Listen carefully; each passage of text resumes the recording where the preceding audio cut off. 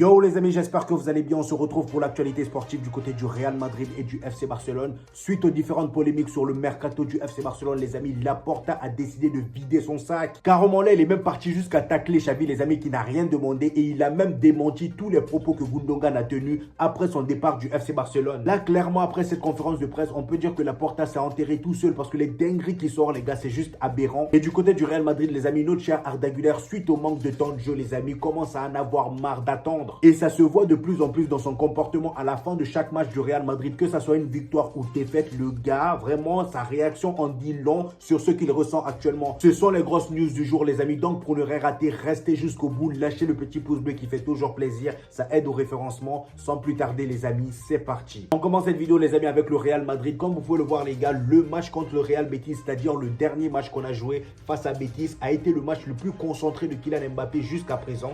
Les problèmes d'incompatibilité entre lui et Vinicius après le match contre Las Palmas n'étaient plus là. Donc là, il s'entendait beaucoup mieux. Donc, comme vous pouvez le voir, celui d'à gauche est la hitmap de Kylian Mbappé. On peut constater qu'il était vraiment au centre, c'est-à-dire en neuf. Et de l'autre côté, à droite, on a celui de Vinicius. Et le gars, il était vraiment à gauche. Donc là, Kylian Mbappé commence à comprendre petit à petit son positionnement. Et ils disent que même si Kylian Mbappé a tendance à aller à gauche, les deux ne se sont pas gênés. Tout était en ordre. C'est vrai que lors de ce match, les amis, j'ai constaté que les deux permutaient de temps en temps, mais c'était plus bourbier comme les précédents matchs. Rodrigo est bien resté à droite cette fois-ci. Voilà, il n'est pas allé à gauche parce que d'habitude, il y avait carrément les trois sur le côté gauche. Là, cette fois-ci, Rodrigo est bien resté à droite. Kylian Mbappé était beaucoup en neuf et de temps en temps, il permutait avec Vinicius. Ça, c'était parfait. Pour l'instant, c'est pas propre, voilà, mais il y a encore du boulot. Mais franchement, ce qu'on a vu, les gars, c'est rassurant pour la suite. Et d'ailleurs, en parlant de Kylian Mbappé, les amis, comme vous pouvez le constater, ici, nous avons les statistiques des légendes du Real Madrid et de Kylian Mbappé après leurs 5 premiers matchs au club. Donc, en première position, on a Cristiano Ronaldo qui avait marqué 7 buts en 5 matchs. Bon, lui, c'est autre chose. Il faut le mettre à part. Je ne le compte même pas dans la liste des gens là. Voilà. Ça, c'est des gens anormaux, anormal. Bref. Ensuite, en deuxième position, on a le Ferran Puskas. Voilà, 6 buts. Lui, je ne sais pas, je ne l'ai pas regardé jouer. C'est un ancien. Ensuite, en troisième position, on a Alfredo Di Stefano. Pareil, c'est un ancien aussi. Il avait marqué 5 buts. Et on a Kylian Mbappé qui vient à la quatrième position, les amis, avec 3 buts. C'est pas mal. Il est très bien classé. Et d'ailleurs, comme vous pouvez le voir, il est à la même position que Karim Benzema. Karim Benzema aussi avait marqué 3 buts lors de ses 5 premiers matchs. Mais après, j'ai envie de dire Kylian Mbappé, c'est pas pareil parce qu'on a beaucoup plus d'attentes envers Kylian Mbappé que Karim Benzema, par exemple. Vous voyez ce que je veux dire? Cristiano Ronaldo, c'est vrai, on avait aussi beaucoup d'attentes. Mais là, les gars, Kylian Mbappé, il vient dans une équipe qui fonctionne déjà très bien. Voilà. Quand Cristiano Ronaldo est arrivé, les Galactiques d'avant, là, c'était plus trop ça. Vous voyez ce que je veux dire? Maintenant, ils essaient de renouveler un peu. Donc, la pression n'était pas aussi grande que celle qu'a Kylian Mbappé au jour d'aujourd'hui. Comme vous le savez, les amis, qui dit trêve internationale dit blessure. Voilà, ça, on ne pouvait pas y échapper. Comme par hasard, il fallait que ça soit des joueurs du Real Madrid. Dani Ceballos s'est blessé, Tchouaméni s'est blessé et Mendy aussi s'est blessé, les gars. Et Tchouaméni a même quitté le rassemblement de l'équipe de France là. Mais ce qui est bizarre avec tout ça, c'est que là, on nous dit qu'ils sont blessés. Mais bizarrement, voilà, avec le Real Madrid, ils disent qu'en gros, c'est pas si grave que ça. Ils vont pouvoir jouer les matchs à venir. Moi, je pense que c'est juste une excuse, un prétexte pour ne pas aggraver, voilà, le nombre de blessés qu'on a déjà. Voilà, parce que là, on a la liste. Jude Bellingham, Eduardo Camavinga, voilà, Aurélien Tchouaméni, ils ont rajouté Ferland Mendy aussi, Dani Ceballos, Juan Martinez et David Alaba. Là, ça fait trop. Voilà, au milieu, je pense qu'on a seulement 3 ou 4 milieux là maintenant. 3 si je ne me trompe pas. Voilà, franchement, là, ça commence à faire beaucoup. Mais au moins, avec le Real Madrid, ils seront disponibles. Moi, je pense que c'est une magouille. Et d'ailleurs, ici, nous avons la liste des matchs à venir pour le Real Madrid, les gars. Comme vous pouvez le constater, voilà, là, on a vraiment des rencontres. Ça va s'enchaîner, les gars. Dès la semaine prochaine, là, ça va s'enchaîner. Comme vous pouvez le constater, on aura la Real Sociedad et ensuite, on va affronter Stuttgart en Ligue des Champions. Ça sera au Bernabéu. Ensuite, on aura l'Espagnol de Barça, Alaves et ensuite Atlético de Madrid, les gars. On va se déplacer pour aller à l'Atlético de Madrid et ensuite on a Lille en Ligue des Champions et après Villarreal. Au moins, les gars, j'ai une bonne nouvelle par rapport à ces blessures là. Jude Bellingham, il a mis ça comme story. Je sais pas ce que ça veut dire, mais je pense que bon, ça peut pas être quelque chose d'autre que la date de son retour, c'est-à-dire la date à laquelle il pourra être disponible. Donc regardez ce qu'il a marqué. Voilà, il a écrit un 7 et ensuite il y a son numéro, c'est-à-dire le 5 septembre. Je suppose que le 5 septembre, il sera disponible, j'espère. Les amis, là, ça commence à devenir dur pour Arda Güler, les gars. Comme vous le savez, le gars, il a envie de jouer, il a envie de s'imposer dans cette équipe du Real Madrid. Il a surtout envie d'avoir du temps de jeu dans cette équipe du Real Madrid. Après une pré-saison incroyable avec le Real, Là, c'est le début du championnat et vous-même, vous voyez que c'est compliqué. On ne lui donne pas grand, voilà, on ne le calcule pas trop. Il n'a pas beaucoup de temps de jeu. Et là, regardez ce que nous dit Foot Mercato, les gars. Ça devient compliqué là. Depuis, Arda Güler doit surtout apprendre à être patient et ça, ce n'est pas encore gagné.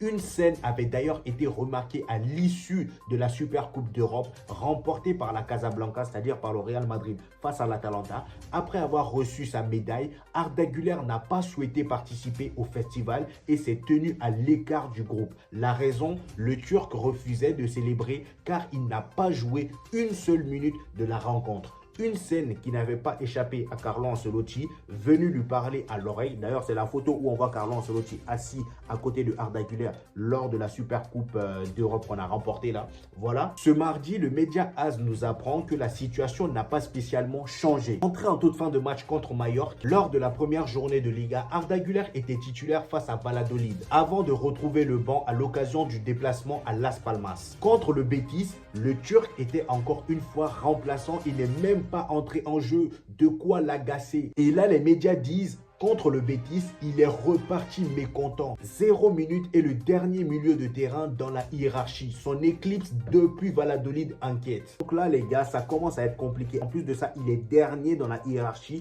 Au milieu, c'est grave, les gars. Et là, le fait qu'il se retrouve dernier dans la hiérarchie, les gars, il ne veut pas accepter ça. Et ça, c'est normal, je le comprends. Le gars, il nous a impressionné lors de la pré-saison. Moi, je m'attendais à ce qu'il rentre vraiment dans la rotation. Parce que le gars, il a du talent. Il nous a prouvé qu'il pouvait faire, voilà, il pouvait faire ce que les autres font. Et là, le pire, c'est que devant lui, on a Dani Ceballos. Moi, je pense que Arda Güler, il fait mieux que Dani Ceballos sur le terrain. Au bout d'un moment, donner la chance aux jeunes. Franchement, même quand tu vois André Coban, André, quand tu regardes son ratio, le gars en 5 tirs, depuis qu'il a commencé en Liga, il a fait 5 tirs, les gars. Il en a cadré 3 et il a marqué un but. Est-ce que vous vous rendez compte du ratio de malade?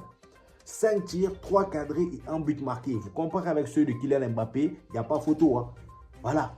Il n'y a pas photo. C'est vrai que bon, il n'a pas encore beaucoup joué, donc il n'a pas prouvé tant que ça. Mais au bout d'un moment, c'est quand même un beau ratio pour quelqu'un qui ne joue pas beaucoup. Il a joué seulement 5 minutes ou 9 minutes, je ne sais même plus. Voilà, il n'a pas beaucoup joué, mais il a déjà un but. Je pense que ces jeunes-là, que ce soit Arda Güler ou Hendrick, on essaie vraiment de les rôder comme pas possible en les intégrant dans la rotation. Voilà, comme ça, les vieux là, les Ceballos qui sont là depuis des années, ils ne percent pas là. Voilà, mettez-le au bras, comme ça, vous le mettez à Arda Güler. C'est quelle histoire de Ceballos ça? Maintenant, les amis, nous allons parler du FC Barcelone, nos chers voisins. Il y a 2 grosses news là-bas, donc restez branchés jusqu'au bout. On commence directement avec la conférence de presse de Laporta, les gars. Comme vous le savez, Laporta, il y a eu énormément de polémiques par rapport au mercato voilà, du FC Barcelone, vu qu'ils n'ont pas recruté grand monde. Financièrement, c'est compliqué. Gundogan est parti alors que c'était un cadre de l'équipe. Voilà, c'était un taulier de l'équipe. On n'a pas compris. Et Gundogan, quand lui, il partait, il a fait comprendre qu'en gros, c'est pour aider le FC Barcelone financièrement. Il a même, voilà, il a même mis croix. En gros, il a laissé ses derniers salaires là, il a refusé de prendre ses derniers salaires, tout ça pour aider le FC Barcelone. Et ce Laporta là, hier, il arrive en conférence de presse et on commence à lui poser des questions sur le mercato, sur Gundogan, sur le Real Madrid. Et le gars, au lieu de dire à peu près ce que Gundogan a dit par rapport au fait qu'il voilà, il est parti pour aider le club, tout ça, le gars, il a voulu encore mentir. Je sais pas pourquoi il continue à mentir. Franchement, pourquoi tu dis pas la vérité aux Barcelonais? C'est ça en fait mon problème avec Laporta. Il veut trop cacher la vérité, il veut trop se faire passer, voilà, continuer à faire passer le FC Barcelone comme un club qui a encore, on va dire, ce pouvoir-là financièrement, alors que c'est plus le cas. On le voit tous, c'est compliqué, mais le gars, il continue à mentir. Regardez ce qui s'est passé. On a demandé pourquoi Gundogan a quitté le FC Barcelone. Il dit après la signature de Dani Olmo, le rôle de Gundogan n'était pas clair, car il partageait un poste très similaire à Dani Olmo. Donc c'est pour ça que vous avez laissé Patrick Gundogan, l'un des meilleurs joueurs du club. Oh, Laporta vraiment, toi, on ne peut même plus t'aider, on veut te donner des conseils, mais à chaque fois tu te mélanges, tu whippines tout. Voilà. Et il termine par dire, c'est une excellente personne et un excellent joueur. Ça, on le savait. On l'a vu la saison dernière au cas où. Et comme si ça ne suffisait pas, on l'a aussi demandé son avis sur Hansi Flick. Et voici ce qu'il dit. Hansi Flick, c'est un homme qui ne cherche pas d'excuses et fait avec ce qu'il a. Là, il attaque directement Xavi, on le sait. Il fait avec ce qu'il a. Si vous vous rappelez bien, Xavi, ils l'ont viré. Pourquoi? Parce que le gars, il a voulu dire la vérité au Barcelone. Il a dit clairement que le FC Barcelone, actuellement, en tout cas au moment où il faisait la déclaration, que financièrement, c'était compliqué et qu'il ne pouvait pas recruter comme il le voulait. Voilà, il ne pouvait pas recruter comme il le voulait. Et là, le gars, il vient dire que Hansi Flick, c'est un homme si, ça, parce qu'il fait avec ce qu'il a. Franchement, Laporta, je vous dis, Laporta, il n'en a rien à battre. Le poteau, il fait ses trucs comme, voilà, comme ça fuse dans sa tête. Il ne veut même pas entendre nos conseils. Et franchement, regardez jusqu'où il part pour mentir et couvrir le fait que le FC Barcelone est en galère. Le gars, il pousse le bouchon. Hein. Il dit, il est faux de dire qu'il y a des joueurs qui ne veulent pas venir au FC Barcelone par peur de ne pas être enregistrés. Ben si, Nico Williams, à ton avis, pourquoi il n'est pas venu? Lui-même, il l'a fait comprendre. Voilà, la dernière fois, les gars, je crois que je vous ai sorti, je ne sais pas si c'était sur TikTok ou sur YouTube. Nico Williams, on l'a vu dans une ville en France, ici, là. Et il y a un fan qui l'a demandé pourquoi il n'a pas signé au FC Barcelone. Et le gars a répondu, demande à ta direction. Bah oui, demande à ta direction, ça veut dire quoi? En gros, c'est la direction le problème. Ils ont sûrement dû, voilà, mélanger des choses là-bas ou même financièrement, c'était tellement compliqué que ça allait être galère de le signer. Regardez comment ils ont galéré à signer, à enregistrer, pardon, Dani Olmo. Et le pire, c'est que là, Dani Olmo, il n'est pas enregistré définitivement. Apparemment, en décembre ou je ne sais quel mois là, ça va, ils vont devoir renouveler. Il va falloir chercher encore de l'argent. Après avoir vu tout ça, Robert Lewandowski, vu que c'est l'un des gros salaires, le deuxième gros salaire de Liga carrément, voilà, regardez ce qu'il a proposé. Voilà, Robert Lewandowski a suggéré à Laporta de modifier son contrat. Une des solutions évoquées est de réduire son salaire cette saison en échange d'une prolongation de son contrat jusqu'en 2027. Robert Lewandowski veut prolonger jusqu'en 2027. En échange, voilà, il faut baisser. Voilà, il est prêt à baisser son salaire. Franchement, le gars, il veut aider le club, mais en échange, il veut rester. Bon, ça, je ne sais pas si c'est une bonne idée, mais en tout cas, c'est au Barça de voir. D'ailleurs, dites-moi en commentaire, vous, à la place de Laporta, qu'est-ce que vous auriez fait? Est-ce que vous l'aurez prolongé jusqu'en 2027? Parce que là, pour l'instant, voilà, même si parfois il fait chier, Robert Lewandowski, il est efficace, il marque. Et selon le Mediasport, les amis, Deco estime qu'il n'a pas les armes pour convaincre les joueurs qui sont aussi intéressés par d'autres clubs. Avec Arda Güler, il a dû rivaliser avec le Real Madrid. Il a perdu la bataille parce que Florentino Pérez a mis plus d'argent avec Bergane. Voilà, il a dû rivaliser avec Tottenham. Il a perdu la bataille. Il n'avait pas non plus les armes financières pour le convaincre. Donc, tout revient à cette question financière. Et Laporta là-bas en conférence de presse, il continue à nous dire que c'est côté sportif. C'est pour ça que Gundogan est parti. Mon frère, arrête. Oh, arrête. Même Deco est là, il dit la vérité. Toi, tu veux toujours continuer dans ton mensonge. S'il te plaît, arrête. On enchaîne les amis avec Rafinha qui a décidé de clasher le Real Madrid. Décidément, je ne sais pas ce qu'on vous a fait. Mais en tout cas, là, Rafinha, il était déter contre nous. Un journaliste l'a demandé son avis par rapport au début de saison compliqué du Real Madrid. Et voici sa réponse. Il dit, le Real Madrid, je suis surpris qu'il n'ait pas réussi à faire ce qu'ils auraient dû faire sur le papier.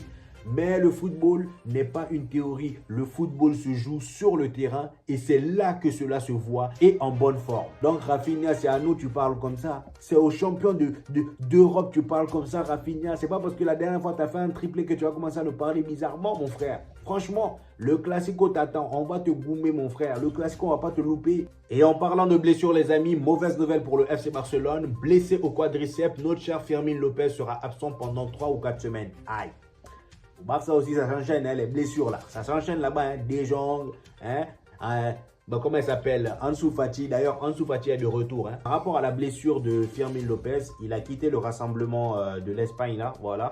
Et en gros, vu qu'il a quitté, ils ont dû le remplacer. Et c'est Pablo Torre qui l'a remplacé, les amis. Comme vous pouvez le voir, Pablo Torre a été appelé en sélection nationale à la place de Fermin Lopez. Très très bon changement. Bon, c'est presque le même style de jeu, même si Fermin Lopez est beaucoup plus efficace. Et en termes de finition, il a passé un cap. Les amis, notre cher Ansu Fati is back.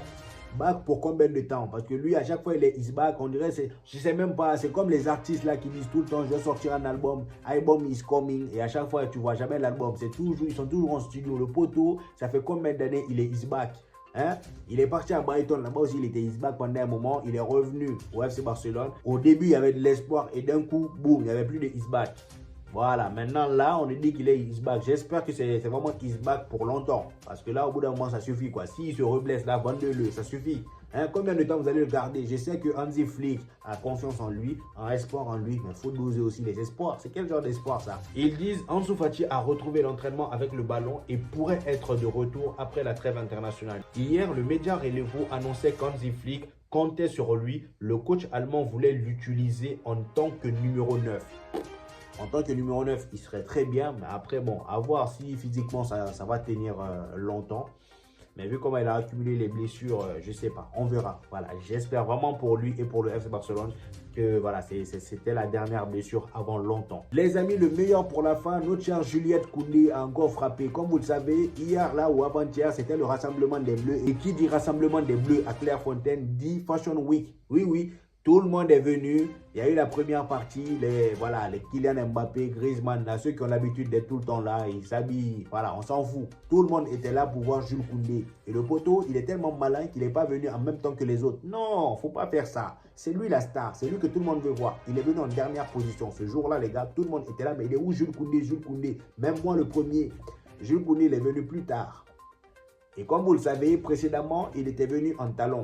Il a sorti le mode talon. Je me suis dit, Jules Koundé, là, franchement, il y a un truc à délivrer ici parce qu'il n'a pas l'air normal. Voilà, peut-être qu'il y a esprit de Woubi qu'il a hanté. On ne sait pas. Voilà, il faut vraiment essayer de le délivrer. Hier, c'est pas le poteau, il te ramène en jeep. Mini-jeep. Oui, oui, oui, mini-jeep. La seule chose qu'il a oublié de faire, c'était de mettre talon en bas. Parce que même ça ne m'aurait pas choqué. Franchement, il débarquait comme ça ne m'aurait même pas étonné. Ça ne m'aurait même pas étonné. Le poteau, il est venu en jeep avec des chaussures. Je ne sais pas si c'était des Jordan. Et bizarrement, ça l'allait bien. Hein? En fait, il nous a tellement habitués à des habillements bizarres maintenant que ça, là, ça allait bien.